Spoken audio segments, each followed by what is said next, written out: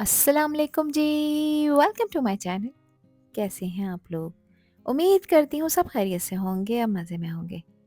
आज आप लोगों के साथ शेयर करूँगी एक ऐसी रेसिपी जिसे हर उम्र के लोग एंजॉय करेंगे। आज बना रही हूँ दोस्तों मैं क्रिस्पी आलू टिक्का बाइट्स। सोचिए गरम गरम ब्राउन पोटैटो बाइट्स जो बाहर से सुपर क्रंची हैं और अंदर से बटरी और सॉफ्ट हैं, जिसे आप एक दफ़ा खाएंगे तो फिर बार बार बनाने का दिल चाहेगा। ये बाइट सिर्फ मज़ेदार ही नहीं बल्कि बनाने में भी सुपर इजी है।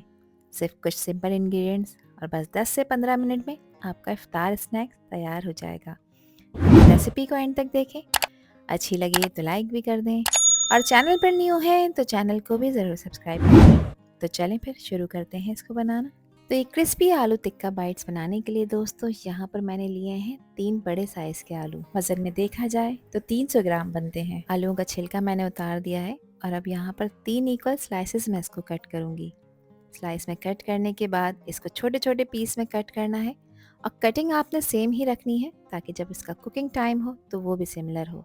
ये ना हो कि कोई पीस कच्चा रह जाए और कोई कम्प्लीटली कुक हो जाए। तो यहाँ पर देखिए इसकी कटिंग मैं आपके साथ शेयर कर रही हूँ। आलूओं को यूनिफॉर्म साइज़ में आपने कट करना है। सारे आलूओं को मैंने छोटे छोटे क्यूब्स में कट कर लिया है। अब इस पॉइंट पर आलू काफ़ी स्टार्च रिलीज़ करते हैं, तो स्टार्च को रिमूव करने के लिए एक दफ़ा आपने इसको अच्छी तरह से वॉश करना है। आलूओं को यहाँ पर मैंने अच्छी तरह से वॉश कर लिया है और ड्राई भी कर लिया है, क्योंकि अब इन आलूओं को फ्राई करना है।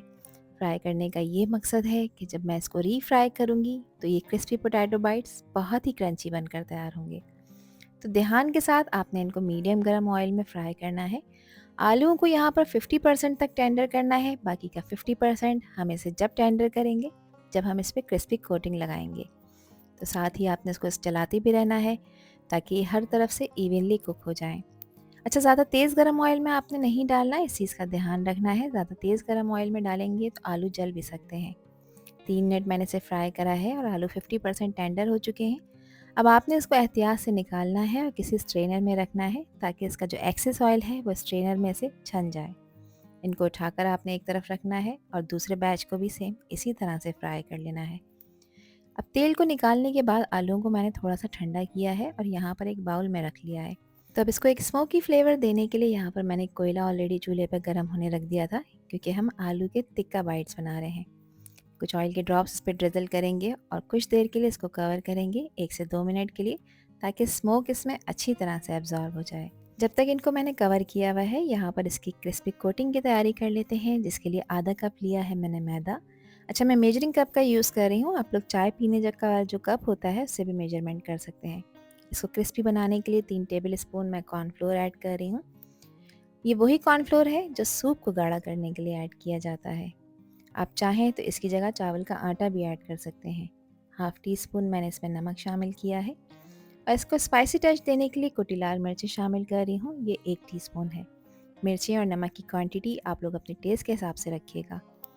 टिक्का मसाला ऐड करा है क्योंकि हम आलू के टिक्का बाइट्स बना रहे हैं और ये 1.5 टीस्पून है। किसी भी अच्छी ब्रांड का आप लोग ले सकते हैं।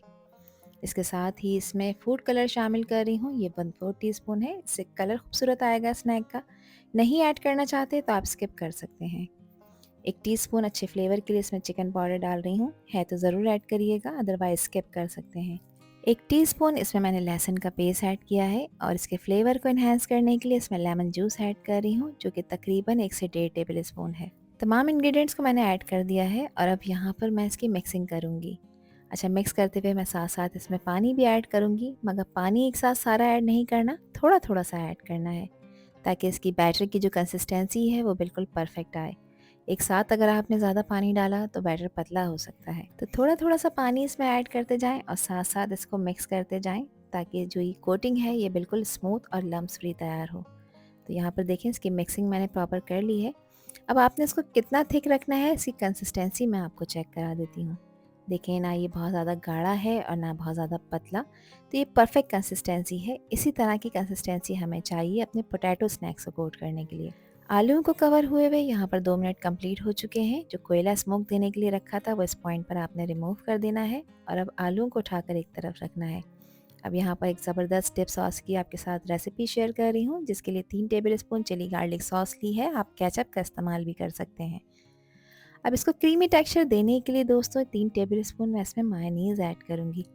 जिससे इसका फ्लेवर बहुत ही ज़्यादा क्रीमी और रिच हो जाएगा। बस ये 2 ही चीज़ें मैंने इसमें ऐड की हैं और ये दोनों चीज़ें मिलकर एक बेहतरीन कॉम्बिनेशन के साथ एक डिप सॉस तैयार करेंगी, जो इसके साथ खाने में बहुत ही फ्लेवरफुल लगेगी। अब यहाँ पर आप चाहें तो इसको स्पाइसी टच देने के लिए थोड़ी-सी कुटी लाल मिर्चें भी ऐड कर सकते हैं। ये आप लोगों की अपनी चॉइस है।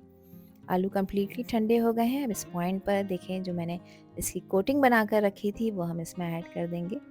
अच्छी तरह से बैटर को इसमें डालने के बाद आपने प्रॉपर आलूओं के एक-एक क्यूब को इसमें कोट करना है, ताकि जब आप इसे फ्राई करें तो ये जो बैटर की लेयर है ये क्रिस्पी कोटिंग में कन्वर्ट हो जाए। तो देखें, तमाम आलूओं को मैंने अच्छी तरह से इसमें कोट कर लिया है और अब ये रेडी हो चुके हैं फ्राई होने के लिए। तो यहाँ पर फ्राई करने का काम एक इम्पॉर्टेंट काम है दोस्तों, जिसके लिए ऑयल को मैंने मीडियम फ्लेम पे गर्म होने रख दिया था।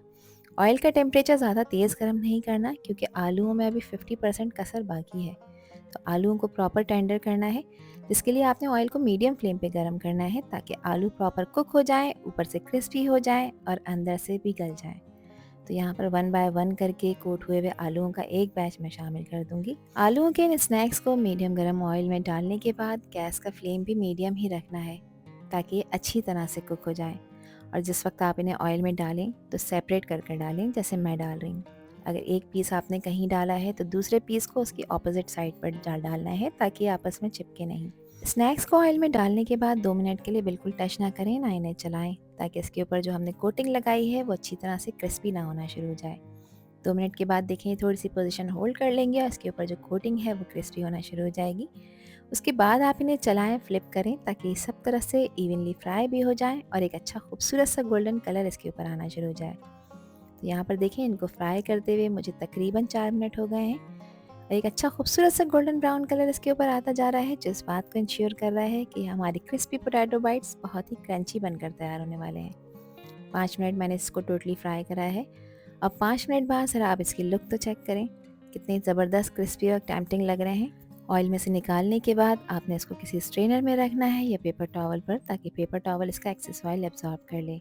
और इसके बाद आप इस पर स्प्रिंकल करें मज़ेदार चाट मसाला, जो कि इसके फ्लेवर को मज़ीद इन्हेंस कर देगा। और यहाँ पर तैयार हो चुके हैं हमारे क्रिस्पी पोटैटो आलू टिक्का बाइट्स, जो दिखने में ही नहीं, खाने में भी बहुत मज़ेदार हैं। इसको आप इंजॉय करें अपनी मनपसंद डिप सॉस के साथ, या इस सॉस के साथ जो मैंने आपके साथ शेयर की है। ये छोटे छोटे पोटैटो के टिक्का बाइट्स सिर्फ खाने में ही टेस्टी नहीं है, बल्कि बजट फ्रेंडली भी हैं। इनको आप कम बजट में बहुत सारी क्वांटिटी में बनाकर सर्व कर सकते हैं, जिसको बच्चे और बड़े सभी शौक से खाएंगे। तो फिर शाम की चाय का हो एहतमाम, या आपके घर में आ रहे हो इफ्तारी पे मेहमान, ये रेसिपी आप लोगों के लिए एक परफेक्ट चॉइस है। आई होप कि ये रेसिपी और वीडियो आप लोगों को पसंद आई होगी। पसंद आई हो तो कमेंट सेक्शन में अपना प्यार सा फीडबैक मुझे लाजमी शेयर करिएगा। और चैनल पर न्यू है तो चैनल को भी ज़रूर सब्सक्राइब कर दीजिएगा। अपना बहुत ख्याल रखिएगा, अपनों का भी ख्याल रखिएगा और मुझे भी अपनी प्यारी दुआओं में याद रखिएगा। अल्लाह हाफिज़, अल्लाह निगहबान।